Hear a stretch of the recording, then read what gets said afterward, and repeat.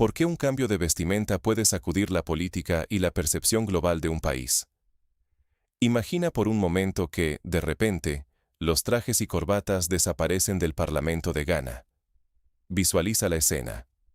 Los legisladores, en vez de llevar el clásico uniforme occidental, eligen vestir el fugu tradicional, una prenda tejida a mano, proveniente del norte de Ghana, llena de historia y significado.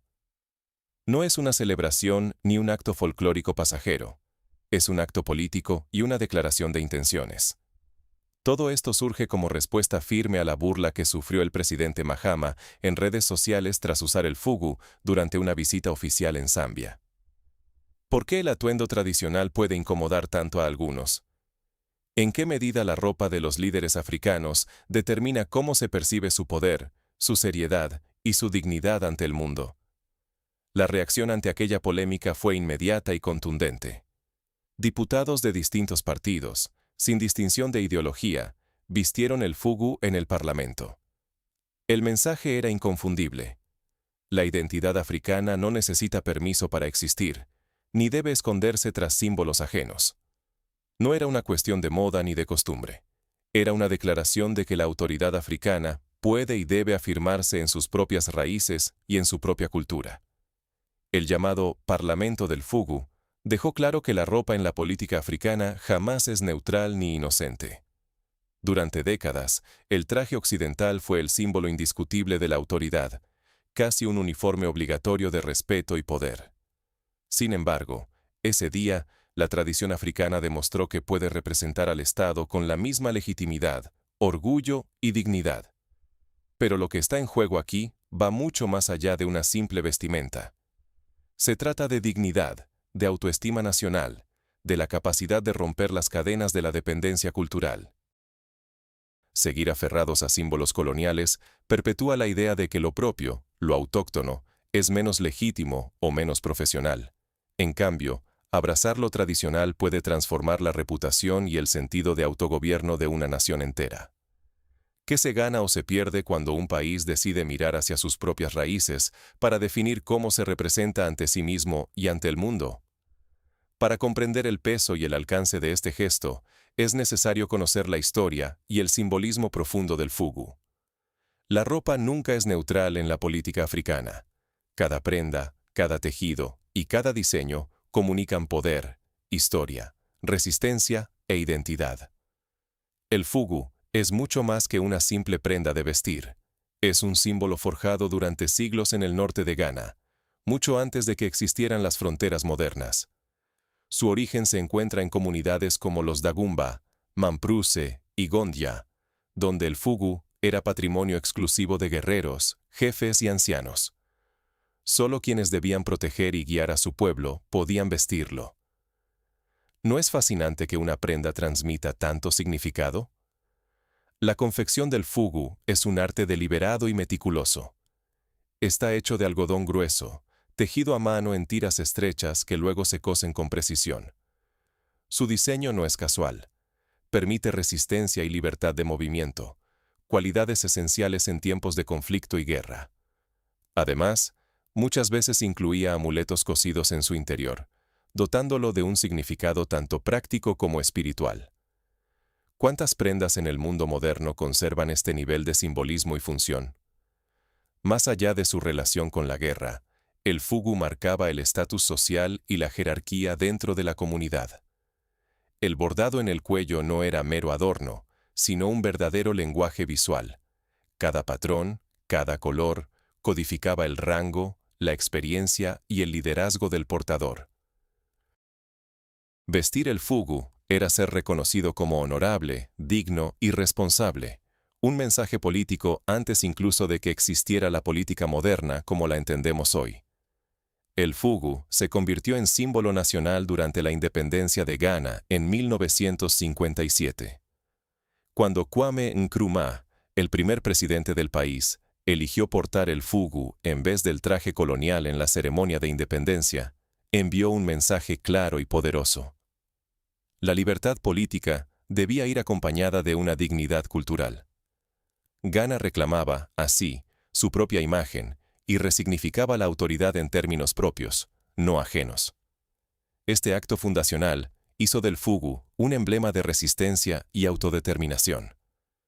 Décadas después, cuando los legisladores ganeses lo vistieron en el Parlamento, no estaban inventando un símbolo nuevo.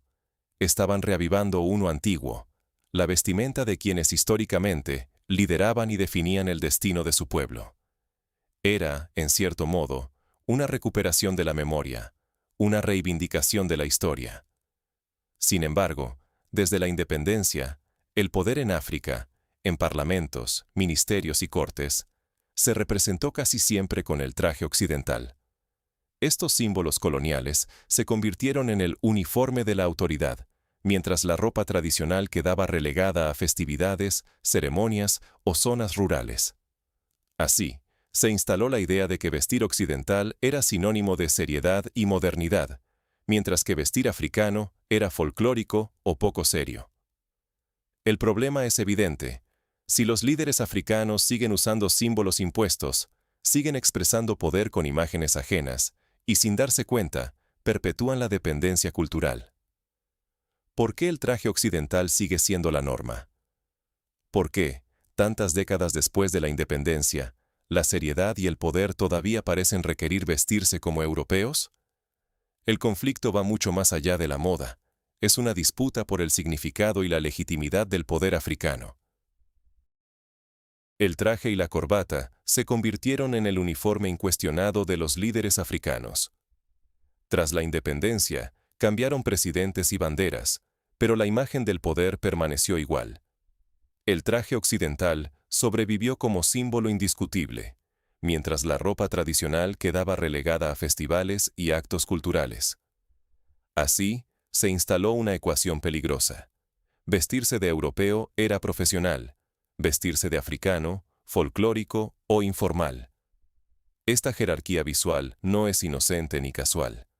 ¿Cómo puede un líder africano gobernar vistiendo símbolos ajenos a su historia y su cultura? La autoridad se expresaba con imágenes prestadas, reforzando la idea de que la legitimidad venía del antiguo centro colonial, no de la experiencia y la historia propia. Incluso hoy, cuando un líder africano aparece en ropa tradicional en un foro internacional, la reacción en medios y redes suele ser sorpresa, incomodidad o burla. Cuando Mahama usó el fugu en Zambia, la polémica no era realmente sobre la tela, sino sobre las expectativas y prejuicios. Parecía que solo vistiendo occidental un jefe de Estado podía ser tomado en serio. El Parlamento de Ghana respondió con fuerza. Rechazaron el traje y la corbata, y cuestionaron por qué la autoridad africana debía disfrazarse con símbolos ajenos. El mensaje era claro y directo. Gobernar de modo moderno no depende de ropa importada, sino de legitimidad, historia y respeto propio. Burkina Faso, por su parte, escogió otro camino.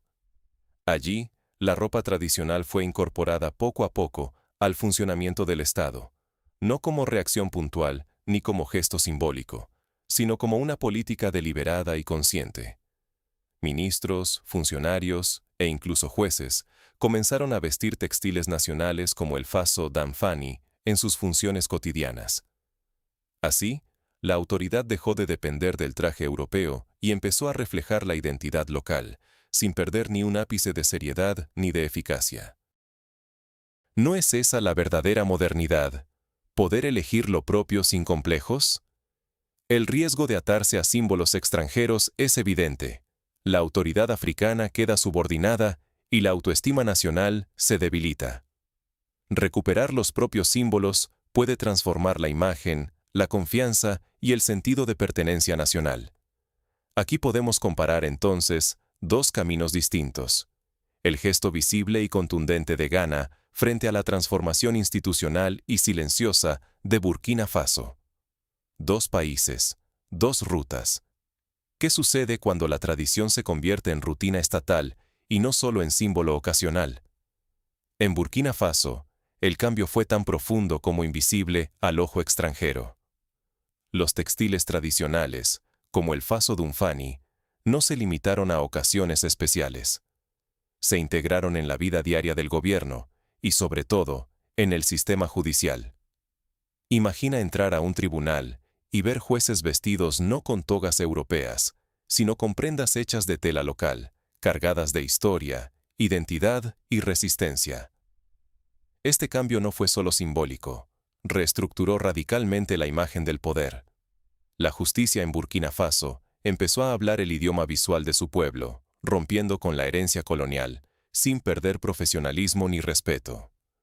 Lo más impactante es cómo lo simbólico se volvió hábito, y el hábito, estructura. No hubo gran día ni titulares.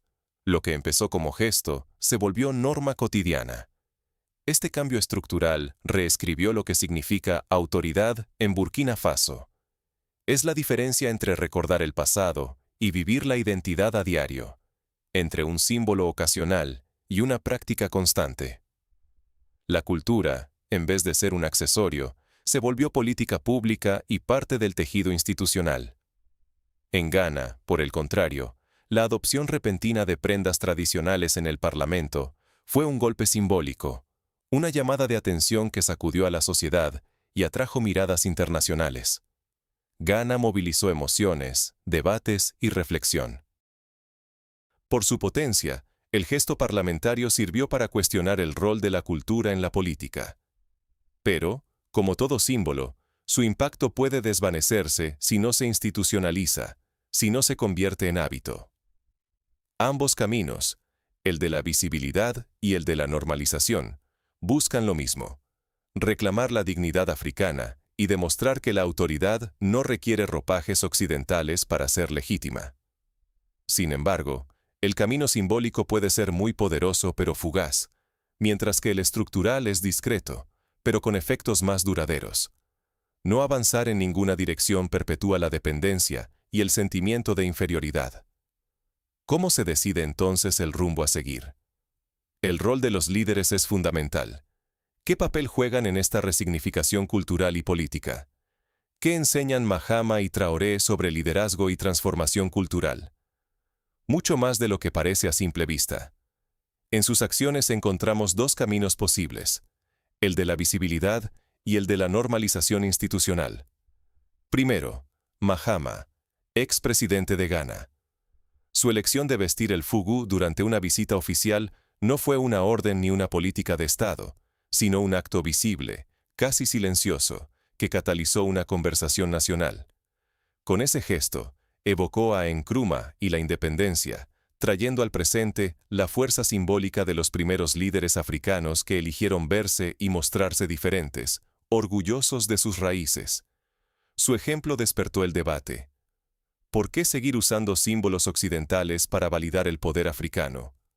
Mahama demostró el poder del símbolo y de cómo una decisión personal puede encender el cambio cultural. No institucionalizó el cambio, pero lo hizo posible. Fue mensajero de la memoria y del orgullo. Ibrahim Traoré, en Burkina Faso, fue más allá. No solo animó a portar vestimenta tradicional, sino que la convirtió en norma institucional. Ministros, funcionarios y jueces adoptaron prendas locales como parte de su identidad profesional. Lo que era excepción se hizo regla, y la tradición pasó de símbolo a estructura cotidiana. Traoré trató la cultura como pilar del Estado y usó estos símbolos para reconstruir la confianza nacional tras años de crisis. Aquí vemos el poder de una política coherente. La transformación no depende de un instante, sino de la repetición y la coherencia. Traoré actuó como arquitecto de un nuevo imaginario colectivo, dando ejemplo y dejando un legado. Ambos caminos, el gesto de Ghana y la institucionalización en Burkina Faso, muestran que el liderazgo es clave para resignificar los símbolos del poder. Un país puede empezar con un acto simbólico o con reformas institucionales profundas. Lo esencial es la dirección y la coherencia. Que el mensaje sea claro, que se sostenga en el tiempo y que inspire transformación. Si los líderes no actúan, la resignificación queda en deseo y discurso. Si se atreven, pueden transformar la autoimagen interna de su país y la percepción internacional. La dignidad no se imita. Se construye reconociendo la propia historia y confiando en las propias raíces. No se trata de rechazar todo lo ajeno, sino de afirmar lo propio con autoridad y respeto. Ahí reside el valor de estos ejemplos.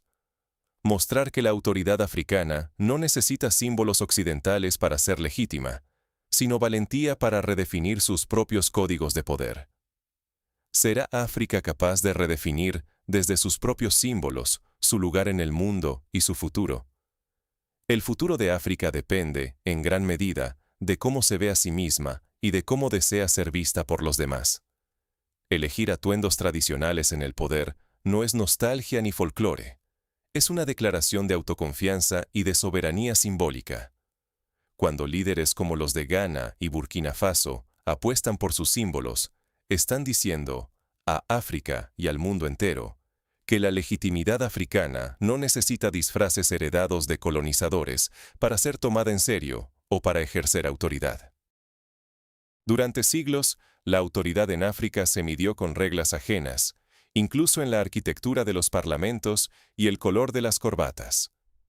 Pero ignorar los símbolos propios refuerza la idea de que lo africano es inferior, invisible o irrelevante. ¿Qué se pierde cuando solo se permite una forma de mostrar poder? Se pierde la posibilidad de verse liderando, de reconocerse en quienes deciden, de sentir que el Estado refleja la historia y la experiencia colectiva de su pueblo. El riesgo no es menor. Si África ignora sus símbolos, perpetúa una dependencia silenciosa que erosiona el respeto interno y externo. No se trata solo de ropa. Es autoestima colectiva, memoria compartida y el derecho de una nación a decidir cómo se representa, cómo quiere ser percibida y cómo se afirma en el concierto global. Respetar lo propio es, en última instancia, respetar el autogobierno. Ignorarlo, incluso en la vestimenta, es ceder terreno a la narrativa de que lo occidental es lo universal y lo africano es secundario. Por eso, momentos como el día en que el Parlamento de Ghana se vistió de fugu, o la decisión de Burkina Faso de normalizar el vestuario tradicional en las instituciones tienen tanto peso y tanta carga simbólica. Ghana mostró el poder de un gesto colectivo, capaz de unir a la sociedad y generar debate. Burkina Faso demostró que la transformación puede ser cotidiana y estructural, integrando la cultura en el funcionamiento real del Estado. Dos caminos, una meta compartida. Afirmar que la dignidad y la autoridad africanas pueden y deben estar ancladas en símbolos propios, reconocibles por todos. La modernidad africana no consiste en renunciar a la tradición, sino en reinventarla, adaptarla y lucirla sin complejos ni temores. Hoy, mientras África redefine su lugar en el mundo, la pregunta ya no es si los líderes africanos deben vestir como occidentales para ser respetados. La verdadera pregunta es si África está dispuesta a respetarse a sí misma, a reconocerse en sus símbolos y a proyectar esa confianza tanto hacia adentro como hacia afuera. La respuesta, tejida en cada tela, reafirmada en cada acto de autodefinición, ya comienza a emerger. La autoridad africana nace de la seguridad en su propia imagen, de la coherencia entre lo que es y lo que muestra. Si queremos una África soberana, digna, respetada y admirada, no podemos ignorar lo que llevamos puesto, ni lo que eso significa, ni lo que comunica. Porque la forma en que África se ve a sí misma será, inevitablemente, la forma en que el mundo la mire, la escuche y la respete. ¿Y tú? ¿Cómo crees que debería vestirse el poder en África? Déjalo en los comentarios y continuemos esta conversación tan necesaria sobre identidad, símbolos y el futuro de todo un continente.